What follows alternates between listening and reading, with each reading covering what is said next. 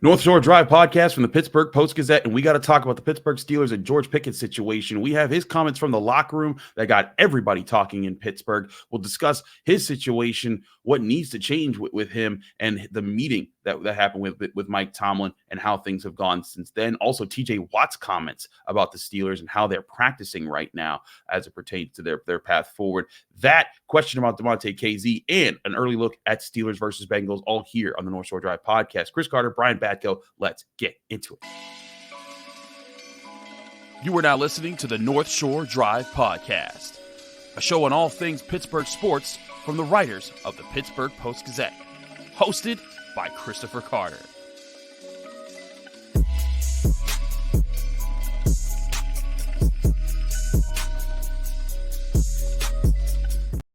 Hello, welcome to the North Shore Drive podcast from the Pittsburgh Post-Gazette. I'm your host, Chris Carter. As always, you can find this show on your favorite podcasting apps and on YouTube. Like this video if you enjoy it. Subscribe to this YouTube channel to get all of your daily episodes that come out here from all of our different sports writers here at the Pittsburgh Post-Gazette, as well as our Monday, Wednesday, Friday, and sometimes Saturday episodes of the North Shore Drive podcast. This episode, as always, is brought to you by Mike's Beer Bar, the best bar in all of Pittsburgh. Go down to Mike's Beer Bar in the North Shore. It's right on Federal Street, across the street from PNC Park. You can reserve any one of the 20 televisions to watch whatever game you want to get your sports fix with your friends. And while you're there, you're enjoying one of their 500 different available beers, 300 of those beers being local, 80 of those local beers being available on tap, as well as all their amazing food options. We'll get more into Mike's Beer Bar later. We bring on Brian Batko for the Wednesday episode here. And Brian, there was a lot to talk about in the middle part of the week here for the Steelers, and a lot of it is centering around George Pickens and how he's talking right now. Yeah, I mean, it was it's been a season, really 2 seasons of George Pickens in Pittsburgh, where first it was kind of like pulling teeth to get him to say much in interviews. Then it was kind of like pulling teeth to get him to do it at all, especially after games. He still doesn't really do that. When I walked into the visitors' locker room at Lucas Oil Stadium, one of the first people walking past me in full street clothes and luggage on him was George Pickens. It's like, okay, guess we won't be asking about that play downfield where he got bodied by Nick Cross. Guess we won't be asking about the lack of effort on the block. Guess we won't be asking about not really doing a good job chasing down the second interception. Maybe later in the week. And you were there later in the week when he talked on Tuesday, and I guess it's one of those deals. What day is it? Yeah, Tuesday. Guess it's one of those deals where it's like, hey, glad he finally got up there in front of the microphone and kind of spoke to the world about what's going on, but didn't really say what you want to hear from a young guy who probably needs to take some accountability, has never really taken any accountability in his time here. Makes you wonder if he's ever had to take accountability in his life, or at least in his in his athletic endeavors. So, yeah, I mean, this is not good. Not a good look for anybody. It makes it seem like Mike Tomlin's at even more of a crossroads when it comes to setting the culture of his locker room, how he deals with his team, and especially young, talented players. But it's not like we can be surprised. It's not like this is coming out of nowhere, even kind of the way that Antonio Brown's late career antics did. I know that he had a bit of a history, and people who know him well might say, oh, it certainly didn't come out of nowhere. But to us on the outside, I don't think anybody expected him to go that way, at least to that extent. Pickens, you can't really say the same. He was disciplined a couple times at Georgia by Kirby Smart for on-field stuff. Right. Penalties. There were punishments. Tomlin hand-waved a lot of that coming into the draft. And look where we are now. He's continuing to cause problems. And a lot of these same ones we saw in training camp out in Latrobe, Chris. You were there a lot. There were many times I thought to myself, this is not good. And I remember at one point somebody asked me, like, what's the biggest takeaway you have from training camp in terms of stuff that might translate to the regular season? And me having done this long enough, I'm like, you never really know if offensive success is going to translate or if this third stringer is going to continue to make plays when the lights are on. So I did tell somebody, I was like, I think George Pickens' attitude is going to be something to monitor throughout the year. And unfortunately, it looks like I was correct about that. Yeah, I'd say that he certainly hasn't helped his case. Here's George Pickens in the locker room. when we talked to him on Tuesday. Remember at the end of last year, you said you worked hard to overcome whatever these preconceived notions were about you coming out. You feel you still have to do that? Are you still fighting that? I just feel like the reason I would be, like you're saying, would be still fighting it, because it's a lot of guys that's not playing the ball, not playing the game of football. That's just media guys having an opinion. George, Mike Tomlin said he talked to you about controlling your frustration. Did what he had to say to you resonate with you? What it was, like 2 weeks ago? 3 weeks Last week, I think. Nah, he ain't saying nothing about my frustration. He said he's had that conversation with you, though, right? Nah, I ain't never. Last week we played the Colts. I ain't had no conversation with Coach T, but let's get better. Let's keep working. It's your second year. I imagine you've grown a lot as a player. Do you feel like there's parts of your game that people might not recognize that you've grown in on your tape yet? Yeah, for sure. Just the blocking thing for a matter. I remember all the media type guys who don't play ball was talking about blocking last year. Like, I'm such a good blocker. I'm such a good blocker. Now they want to, say differently. So I'll probably say just look at the routes this year. Look at the yardage. Look at the catch radius. Look at the run after catch. A lot of stuff. Anybody else? So you hear there, he focused the emphasis on us media guys who talk about him. We're always an easy target. Exactly, yeah. But and listen, I get that there are times that professional athletes are taken out of context by members of the media. That is certainly something that happens here. But all we've ever talked about with George is things that we see on the field, like not finishing the block there. And there was an earlier part of that clip that I wasn't able to get great audio for. That's why we didn't include it. But he talked about how the reason why he didn't finish that block when Jalen Warren was running behind him was because he saw how Tank Dell got knocked out of the season when he was trying to block ahead and he got rolled up on from the back. And you can see George Pickens leap on that play, but give me a break. Like that's not at all what happened there. I think that George Pickens, he continues to never just say, hey, this is on me. And it's to your point. I have never seen him after a drop, after a missed opportunity, say, I have to step up here. I have to do that and have that personal accountability. And Mike Tomlin clearly has challenged him. Now here, I want to add this clarity because this was cleared up after that conversation. When we asked about the Mike Tomlin meeting and he was being asked there in that video, he apparently was confused and thinking we were specifically talking about after the Colts game and not the meeting that Mike Tomlin said happened after the Patriots game.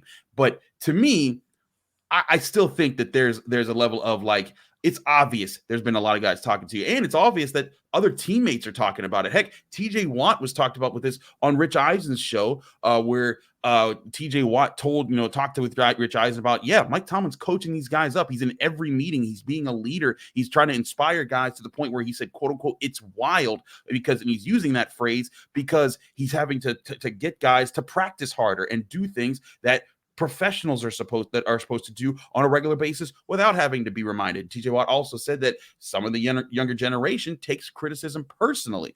And I have to think that references George Pickens in some ways, because he's the guy who, when any criticism has come his way, he's brushed it off, said he said what he does well and moves on with it. And I think that that's part of the problem here, that it doesn't matter who talks to George Pickens, whether it's Kirby Smart or Mike Tomlin.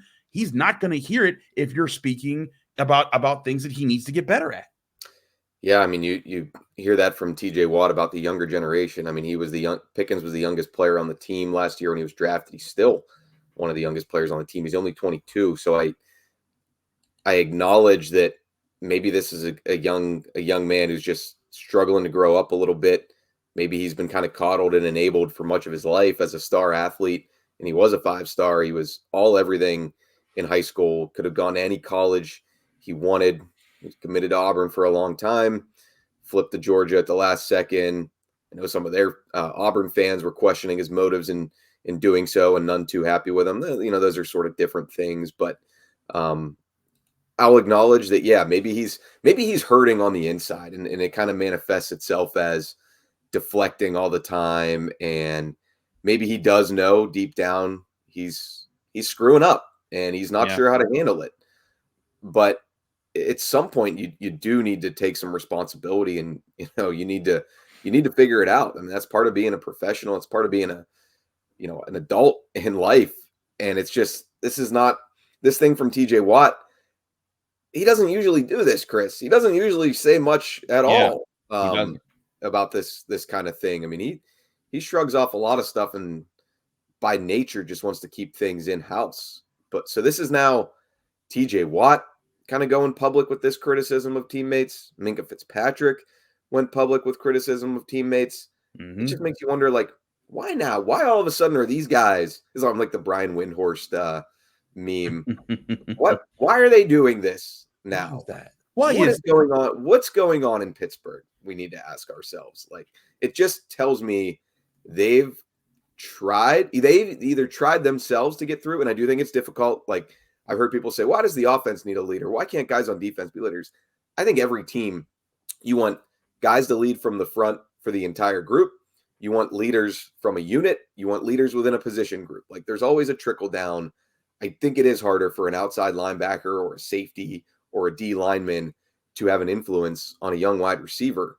So maybe these guys have tried to get through to Pickens and potentially others behind closed doors, and it hasn't worked. Maybe they're looking around the locker room and saying, why aren't the coaches able to get this through? So now they're at their wits' end and they're saying, I'm just going to put it out there on Front Street and kind of let the rest of the world know we recognize this. We understand this isn't acceptable, but we don't really know if it's going to change anytime soon. Yeah, I think that's the thing here is that they keep putting this message out there because they clearly have been saying it behind closed doors. They've clearly been pushing it on their own end.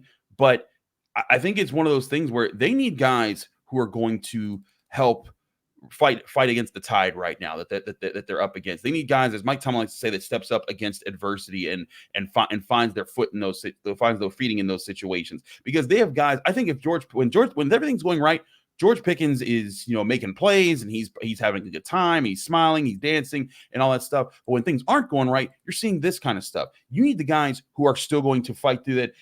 I think back to Hines Ward. How many times did that guy smile even when things didn't go his way on the field, even when he got lit up on certain plays? And he would often set the bar for other players to meet. I think that's where George Pickens, is lacking there, and I think that's where maybe a lot more of the guys, especially on offense, are lacking as far as people who could kind of say, "Hey, not this week. I'm gonna set it right here. If no one else does it, I'm gonna do it, and I'm gonna make sure that I'm at least the example that we need to follow to get to a good spot." That's where I think kind of reminds me, Chris, after the different situations, because these were vets who were causing some drama. I think you have a little bit more rope to do that when you're established, you're an all-pro type player. But after that 18 season, right, Mike Tomlin went on one of the national shows and said they needed a cleansing of their locker room. Well, do you need a cleansing again? And if you're a head coach of a football team, how many cleansings do you get under your watch before Good question. You need to be cleansed yourself? So, I mean, yeah, these are all big picture questions. Maybe we'll all be singing a much different tune if George goes off for 10 catches, 150 and 2 touchdowns against the Bengals and they win on Saturday. But man, it's also too, all these guys are slated to be back next year under contract on this offense. I mean, so you're either going to need to get this ship righted or you're going to need to shake things up via trades or cuts or whatever to get guys who can get this team on track offensively.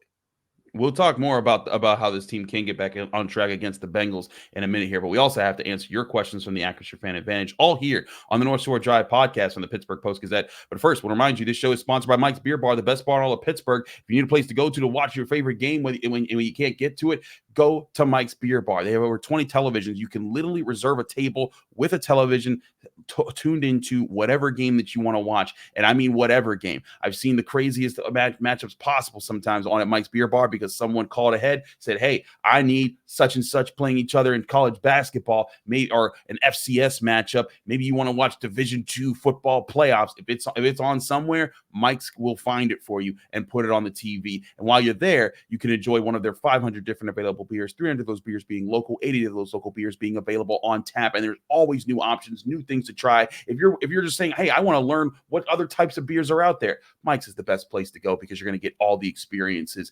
from not just Western Pennsylvania, but everywhere else too. And also, when you go in, try their steak on a stone. It's an amazing dinner that you can get. You get your choice cut of steak brought to you on a heated stone, so that every time you cut a piece off, you press it into the stone and you choose how well done you want each bite of your steak. It's an amazing time. Go to Mike's Beer Bar to get your sports fix and to make sure that you experience the best bar in all of Pittsburgh. And when you get there, tell them Chris sent you.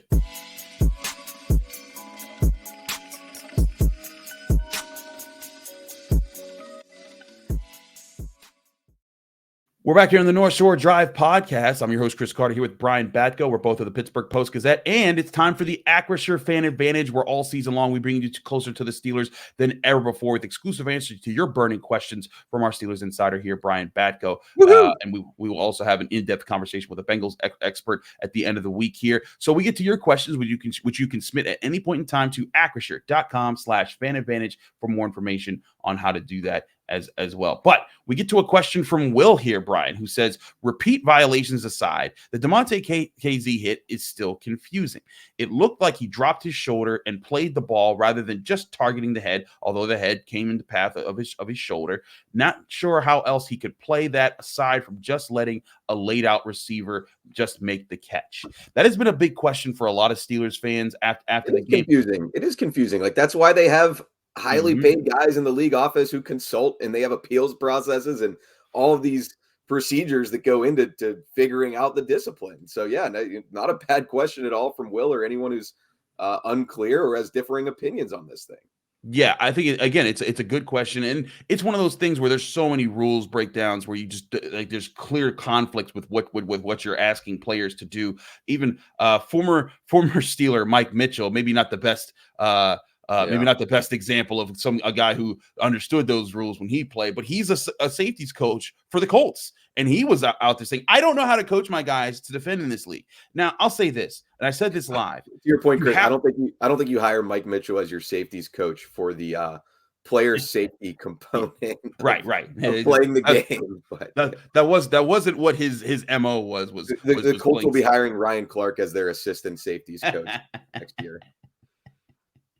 Vontez Perfect is their linebacker coach. Coach.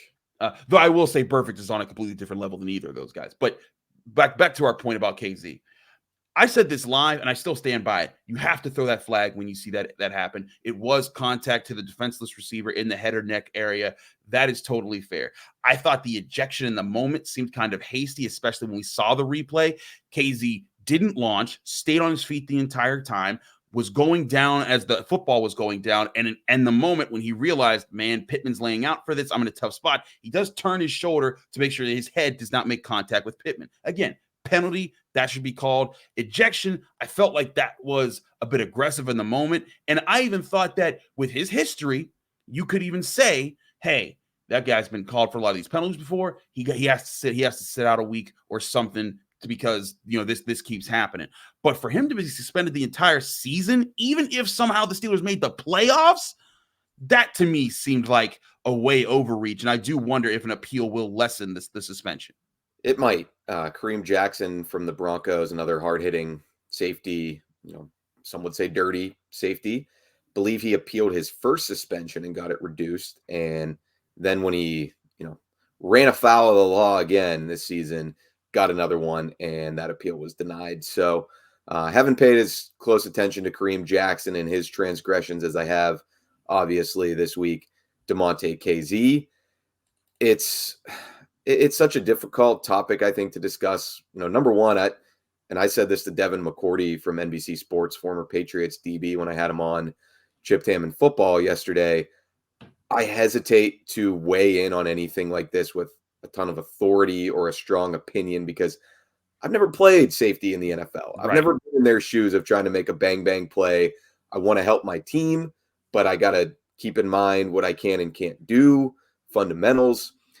Only Damontae Kazee knows in his heart of hearts and in his head what he's trying to do when a receiver goes down like that, how hard he's trying to hit guys, where he's trying to hit them, if he's trying to inflict pain. Obviously, you would hope not, and you don't want to ascribe that kind of malice to anybody. But again, only he knows what he's thinking in that moment. Only he knows what kind of mentality he has when he goes out to play. And obviously, the NFL, while this suspension seems excessive, I think they're getting at a point here where, look, man, we've tried to make a lot of statements to you on how you need to adjust your game to be more safe, and it's not getting through. The flags aren't getting through, the fines aren't getting through, and I guess according to his agent told somebody that a lot of those fines, or even all of them, have been knocked off or at least reduced. Which,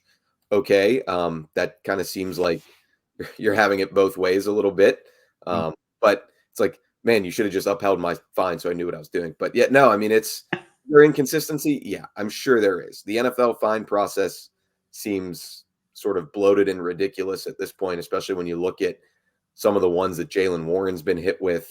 And that's an offensive player. I think we all know that there are debates about whether too much of the onus of protecting NFL brethren is on the defensive guys versus the offensive guys. That's sort of a constant back and forth. I mean, I think generally, though, it is the offensive players who are defenseless more often than not.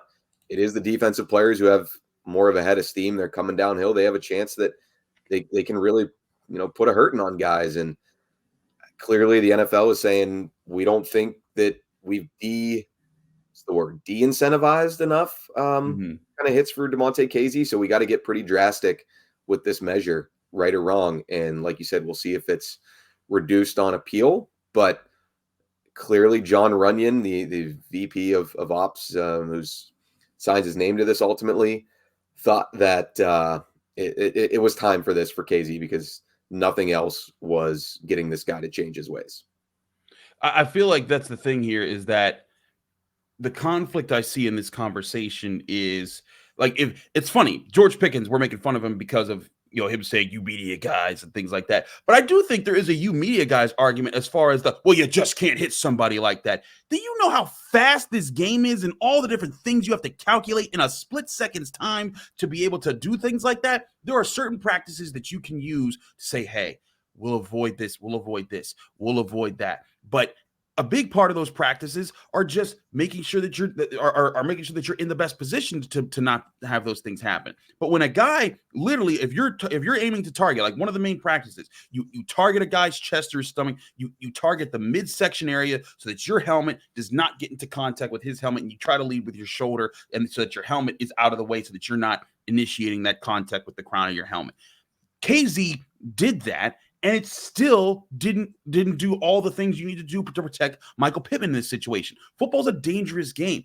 And at the same time, you still have to protect players. And that's where the conflict is how reasonable can we be with guys who are having to run as fast as they can, react as fast as they can to other supreme athletes. And these are some of the best athletes in the world, reacting to each other at quick paces while we're sitting on our couches or in the press box watching it from above or watching it on TV saying, he should have just done that.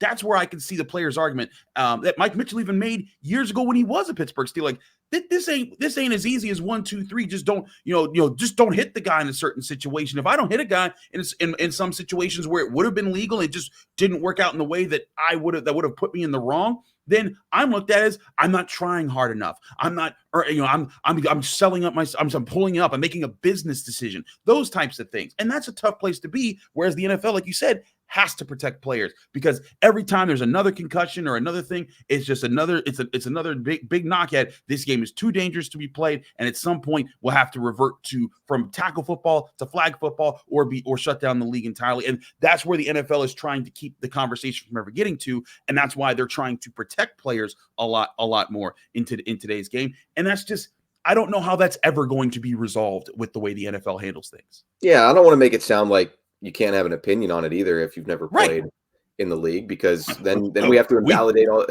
Then what are we doing here? Right. Then we have to invalidate all of the people also who are saying clean hit by Kazee. It's all good. So, did you see the cut ups of all of the previous plays from this season with him when he got fined? Kazee. Yeah. Some of those I do kind of look at and I'm like, is he headhunting on that? Like, there's a guy who's kind of in the grasp of another defender and he comes flying in and sort of hits him, chest, head, neck area. That's a little concerning to me, I think, to see as a viewer. Yeah. on the Pittman play, could he have tried to pull up and maybe play through his hands and try to knock the ball away rather than go for the jarring hit to dislodge it? Again, that's easy for us to say on the outside, but I suppose there's something behind, let's try to rep that. Let's try to make that the learned behavior and muscle memory of the players rather than, make this an incomplete, get a PBU by any means necessary. Maybe you try to pull up and, hit that ball away through his hands, and maybe you don't get it. Maybe it's a catch, whatever. You live to play another down, but ultimately you hurt your team even more if you're getting ejected and now in this case suspended. Not that he knew that was going to happen, but But again, I think this goes back to the conversation. Like you said, it's not about just being media guys and not being said. As long as we are taking into account, like, hey, that's not an easy job. That's a split-second decision, moving fast while you're in a sport that teaches you to be aggressive and to be assertive and to make big plays in those moments. That's where I think that we can be responsible as journalists to talk about these things. But when people, I think it's when people, and we aren't doing that, but when people just say, oh, well, you just have to do it and don't take into account the countless factors that play into these things, that's where I think that the conversation gets irresponsible. So to get back to Will's question here about it, and just it being confusing, it is confusing. We that's why we have to have these conversations about it. But the ultimate point here is that the NFL has a dangerous game on its hands, and it tries to legislate it, and a lot of times that legislation of the rules, it's going to be inconsistent. It's going to yield results that people don't like. And there's going to be plays where guys try to make honest efforts to make plays in the game, and a slight mistake here or there, a slight positioning incorrect. And I mean, think about just positioning and how if you go to work out, there's sometimes you don't have the best form in just lifting a weight or running, and you might tweak something. Imagine doing that at a professional level where the slightest incorrect stance could cost somebody an injury here. That's where I think there's the conversation also needs to acknowledge. One last thing I'll say on this subject, and we spent a lot of time on it. One thing that kind of bothers me when I rewatch that hit, I didn't really see much remorse from Kazee. I didn't really see him. I didn't really see him check on Pittman. Yeah. I didn't really see him think, "Damn, this is a violent game, but we're all humans and we want to go home to our families," as Patrick Peterson said on his All Things Covered podcast with Brian McFadden. Like, I just didn't see that. I mean, I saw a guy get up and try to say incomplete, complain to the ref about seeing a flag, and like, I don't know. It goes back to, hey, we're all trying to get out of stadium at the end of the day after playing hard. One team wins, one team loses. We put it all on the line, but we're humans, we're people at the end of the day. That works both ways to me. So. Absolutely, and I do think that his display of how he handled things didn't help his case afterwards. Yeah, I didn't see that in the letter from John Runyon, but yeah, I don't. That's just something that I personally noticed. No, I agree there. We got to move forward and talk about this Steelers-Bengals game, as it's maybe the Steelers' last chance to say that they deserve a shot in the playoffs. We'll get to that here, but you've just been listening to the Acrisure Fan Advantage segment here on the North Shore Drive podcast. The Fan Advantage, getting you closer to the Steelers than ever before, with Brian Batko answering your questions every single week, as well as an episode where we talk to an opponent expert every week. Tune in Friday for our opponent expert episode here as we get you ready before the Steelers Saturday game. But visit acrisure.com/fanadvantage to submit your questions to be on the next episode when we handle your questions here on the Acrisure Fan Advantage. We're also brought to you by Savinas, Kane & Gallucci with their mesothelioma and asbestos lawyers with over 85 years of experience. Call them now for a free consultation. The Savinas, Kane & Gallucci. Also brought to you by GameTime.co, where buying tickets to your favorite events shouldn't be stressful. Get tickets from Game Time today. They're the easier and faster and cheaper way to get the better tickets that you want for your favorite events, whether they're a sporting event, concert, comedy show, musical theater, all those different things available to you on Game Time. And it's much better than trying to run into an event and thinking, oh man, I'll just go to the ticket booth, but you see all the expensive prices. Then you're looking around, you're seeing scalpers, but you don't know if the prices that you're getting there are actually getting you really good tickets. Game Time is where the rubber meets the road, and you can beat both of those, because Game Time is going to show you all the best ticket prices out there available for you. And when you click on those tickets on the Game Time app that you can download right to your phone, you can see the view from your seat, so that you know exactly what you're paying for every single single time you use the Game Time app to get there. And Game Time promises you they're going to get you the best prices. In fact, they have a best price guarantee that shows they're that confident. If you find tickets in the same section and row for less somewhere else, Game Time will credit you 110% of the difference. Snag the tickets without the stress with Game Time. Download the Game Time app today, create an account, and use code PITTPIT for $20 off your first purchase, or go to their website, gametime.co. Terms and conditions apply. Create an account and redeem code PITTPIT for $20 off. Download Game Time today. Last minute tickets, lowest price guaranteed.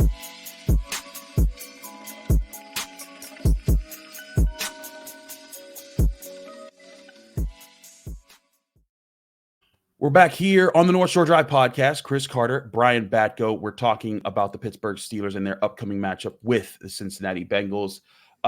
Here's the thing, Brian. We're talking about the Steelers injuries a lot and how they're down to their sixth safety. They're trying to bring back Elijah Riley from injured reserve. They're down to, practice squatters at safety, practice squatters at linebackers. Patrick Peterson is playing safety. They've been dealing with Miles Garrett apparently is getting picked up to play inside linebacker. Okay, that was one of the funniest slip of the tongues. So for what Brian's referencing is that during his Monday press conference this week, Mike Tomlin said, we're getting ready Miles Garrett to get him in there and get in rotation, and everyone was like, hell, what do you mean? And he clearly meant Miles Jack, who it's Mason Rudolph week, so I think we all kind of have that on the mind. And then right after that, as Tomlin was talking about the Bengals, he referred to Joe Mixon and Chad in their backfield, and I'm pretty sure he meant Chase Brown. Yeah. So he also conflated Bengals rookie running back with Chad Brown. He's got pass rushers on the mind. That's really all it is. He's looking to get some pass rushers on. Was Chad Brown number 95 too? That's a good question. Let's look that up real quick while we keep this discussion rolling here. Anyway, we digress. Yeah, we digress back to the point. 94 was his number for the Steelers. But back to the point here. Both teams are dealing with injuries. It looks like Jamar Chase isn't going to be able to play in this game with his injury. Some reports even saying he might be out for the season, which is crazy. Yeah, I watched him go down. We were sitting in the Colts press box when Bengals Vikings was wrapping up right before Steelers Indy, and I saw that injury. I was like, "Ooh, that's looming large for next week." That does loom large, and yet Jake Browning has done a phenomenal job for the Bengals. Heck, his numbers are better than Joe Burrow's this year when he was healthy. Right now, like as far as his passer rating and the rates and stuff, he's actually performing better than what Joe Burrow was, and maybe that indicates Joe Burrow's been hurt much longer than people wanted to let on. Or maybe that's a really good offensive system they have in Cincinnati. That's where I was going next. Do they have any coaches who would maybe be interested in like moving a few hours northeast? 70. I think is Cincinnati. Yeah, Cincinnati is south of Pittsburgh. I had to think about that because I knew it was west, but that would actually be pretty funny. North of Pittsburgh in the standings. Exactly right here. But that's where this game is huge, because if the Steelers win this game, they all of a sudden everything flips around. They're 8-7. They'll have swept the Bengals. The Bengals will be 0-5 in the division. The Bengals basically will be out of the playoff picture at that point, while the Steelers will have a chance to get back in it. It won't put them in it unless a lot of other teams lose. In fact, the Steelers now need the Browns to win the game, to knock the Texans down a little bit. So that's going to be an interesting thing to watch there. But so to the point here, I think, Brian, when we look at this game, what the Steelers need, they're going to need this defensive front to wreck things. And we talked to Patrick Peterson on Tuesday about how they're simplifying the defense. They're trying to get guys to play faster, because Terrell Austin's defense is all about disguises, mixing things up, getting guys to be in different places. And that requires a lot of communication, which works great when you have Minka Fitzpatrick and Peterson and, Keanu Neal, Damontae Kazee, all these veterans that have played in the NFL for multiple years. But when you're putting practice squad guys out there, that's a lot to put on them. And younger guys, that's why they're going to have to simplify things down.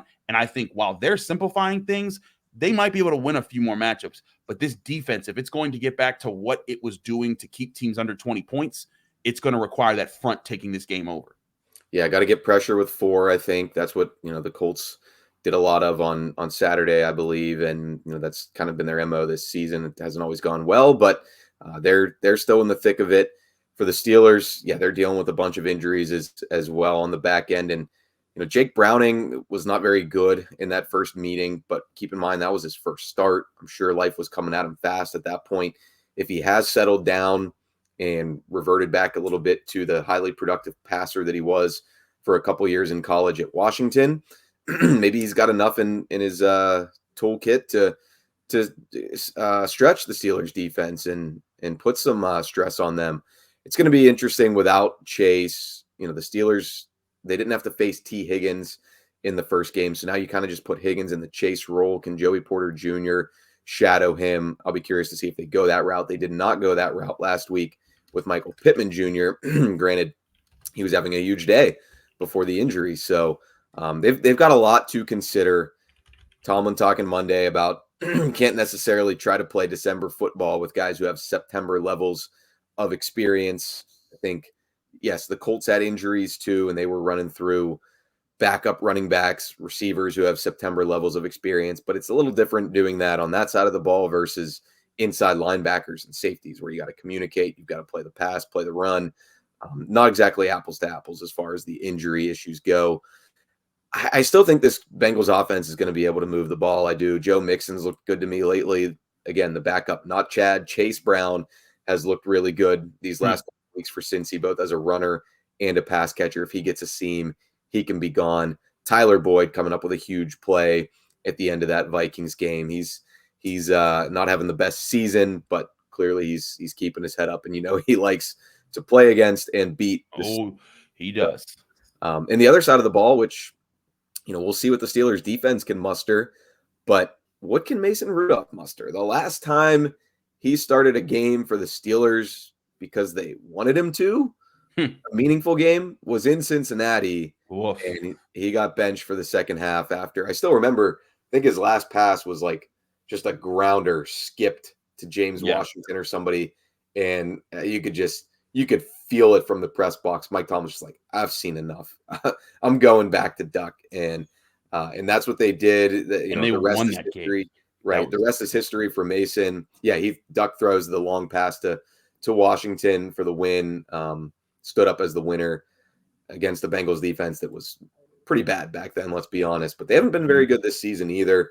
I tend to think defensive coordinator Lou Anarumo is going to figure out some ways to tee off on Mason Rudolph, he's not as immobile sometimes as he gets labeled, but he's not Mitch Trubisky or Kenny Pickett when it comes to extending plays and using his legs. So that's a major factor as well. And we'll see if there's a rust component for him, as somebody put it in Tomlin's presser on Monday. Clearly, I think there will be, but how soon can Rudolph overcome that in game, and can he keep this offense running more smoothly than it did with Mitch Trubisky? And to be fair, Kenny Pickett for a lot of this season. Yeah, I think that's going to be a big part of this. I think also the offensive line, they got to block. They have to do better on the ground. They have to create more space. And Najee Harris and Jaylen Warren have to be able to run the ball. Like they've got, that has to be a big part of this too. Whether it is Mason Rudolph or Kenny Pickett, who did practice in a limited fashion on Tuesday, and Mike Tomlin did say they're leaving the door ajar for him to get back in. I think they're Maybe just that easing him happens. in. I'd be pretty surprised if he starts this week. I think they're easing him back in for week 17. I feel you on that. But I've also been surprised by Kenny Pickett multiple times, both in pros and college. I'm still thinking Mason Rudolph's going to start, but I have been surprised by Kenny Pickett way too many times in my career to count out that as a possibility. But I agree with you. Mason looks like he's going to be the guy for this week. And I think the Steelers can win this game with him, but a lot of this boils down to the things that we've been looking to see from them for the past 3 weeks.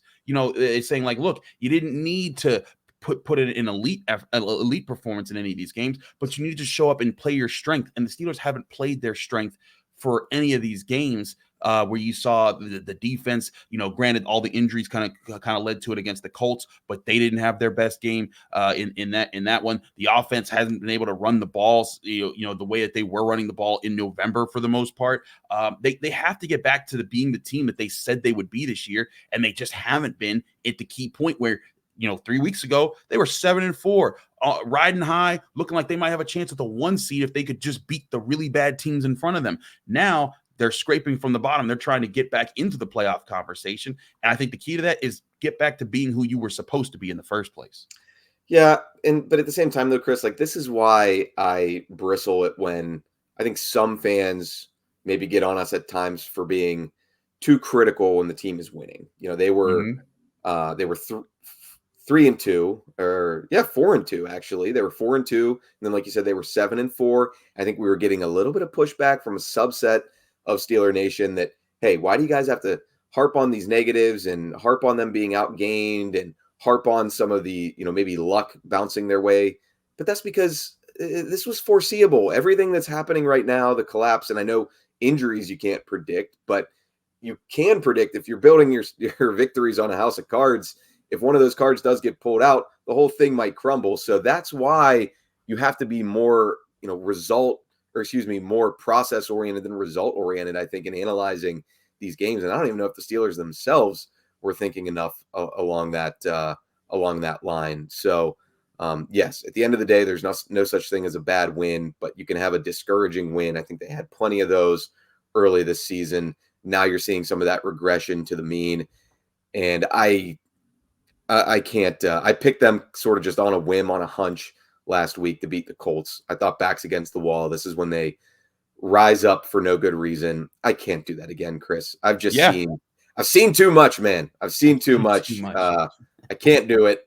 The X's and O's, the Jimmies and the Joes. I think the Bengals have the edge on both fronts. I'm going to go Cincy 26. I'll go Steelers 19. Maybe a little bit of life here and there from Mason Rudolph, but not enough to make up for a defense that is leaking, as Deontay Johnson put it. Yeah, thanks, Deontay. That feels great, man. That feels great. But I do think that there's an interesting point there about the Steelers and having their backs up against the wall, because how many times have they delivered in these moments to keep themselves in the playoff race over the past 20 years? Most of you and I's entire adult lives. That is just what it's been. I was saying that last week, and the fact that they played me for before that. They played me for a fool, Chris, and I will not be fooled again. And that's where I'm at, is that I also think the Steelers, they might even pitch in a decent effort in this game. Like, you might see Mason Rudolph come in and look decent. I still think that even if they get things to go their way in this game, there's way too many things that are coming up. I only have them losing by a touchdown, not covering, but only by a touchdown. I don't think they're going to get blown out. I have them losing 19-16 to the Bengals in a close effort. I think it's going to go down to the wire, but I think that they might even get a late lead. But I just think there's way too many problems on defense to solve for an offense that's just not going to be consistent enough.